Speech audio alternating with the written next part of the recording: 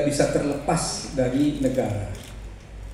Jadi dilahirkan tahun 1946, 9 Februari, PWI menjadi organisasi tertua, terbesar dengan anggota sekitar 30.000 anggota biasa dan muda yang tersebar di seluruh provinsi.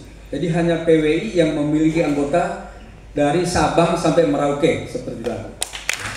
Tidak ada organisasi yang lain sebesar PWI. Kita hadir di 38 provinsi, ya, termasuk juga cabang khusus Solo.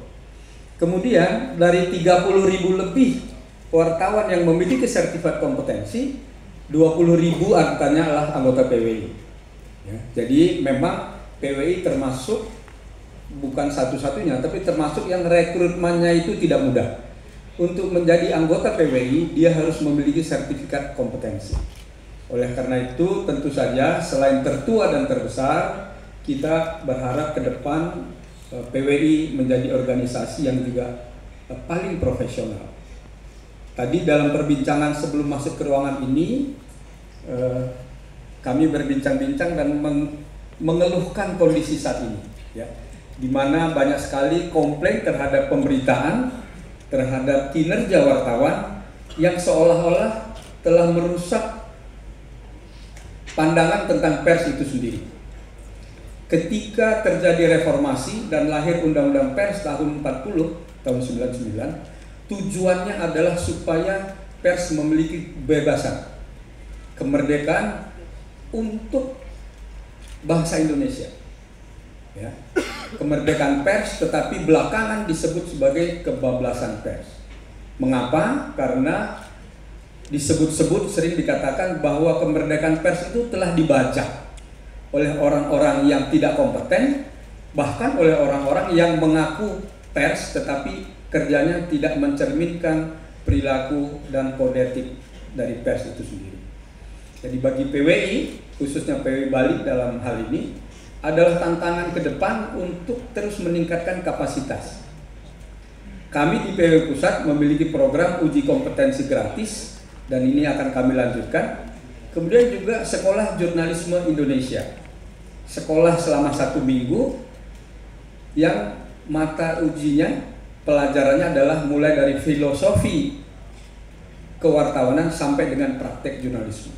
Mengapa ini penting? Karena kita mengingat salah satu kelebihan Orde Baru adalah ada yang namanya KLW, Karya Latih Wartawan. Waktu itu dosennya itu Pak Rosihan Anwar, tokoh pers kita, yang melahirkan wartawan-wartawan profesional dan memiliki cinta kebangsaan, rasa kebangsaan yang tinggi. Nah, ini tentu harapan kita ke depan. PWI sendiri sudah menobatkan dirinya sebagai organisasi merah putih, organisasi NKRI harga mati.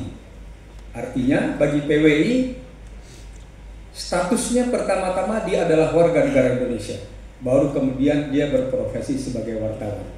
Sehingga ketika melakukan atau memproduksi karya jurnalistik, di dalam kepalanya pertama-tama harus ada frame kebangsaan. Dia tidak mungkin membuat pemberitaan yang merusak, menghancurkan, melemahkan semangat bangsanya. Karena tujuan PWI didirikan pada tahun 1946 itu adalah poin pertama Kongres PWI 1946 itu adalah wartawan Indonesia berkewajiban menjaga kedaulatan bangsa. Jadi kita tidak ada bedanya dengan TNI, dengan Polri, dan seluruh komponen bangsa lainnya. PWI oleh karena itu memiliki tugas yang berbeda juga dengan organisasi wartawan yang lain. Kalau Bapak Ibu melihat ke PDPRT PWI, dinyatakan dasar organisasi PWI adalah Pancasila dan Undang-Undang Dasar 45. Dan kita akan terus begitu, karena itulah jati diri dari PWI. Jadi Bapak Ibu sekalian, sekarang tugas berat menanti Ketua PWI Bali, Bli Dire, ya, dan Pak Dwi Kora yang akan mengawal di Dewan Kehormatan. Mari kita terus menegakkan kode etik, ya, mengingatkan sesama kita sendiri ke dalam bahwa tugas kewartawanan kita bukanlah sekedar menulis berita, bukan sekedar menyampaikan informasi, tapi kita ikut mengawal kedaulatan bangsa. Saya kira itu.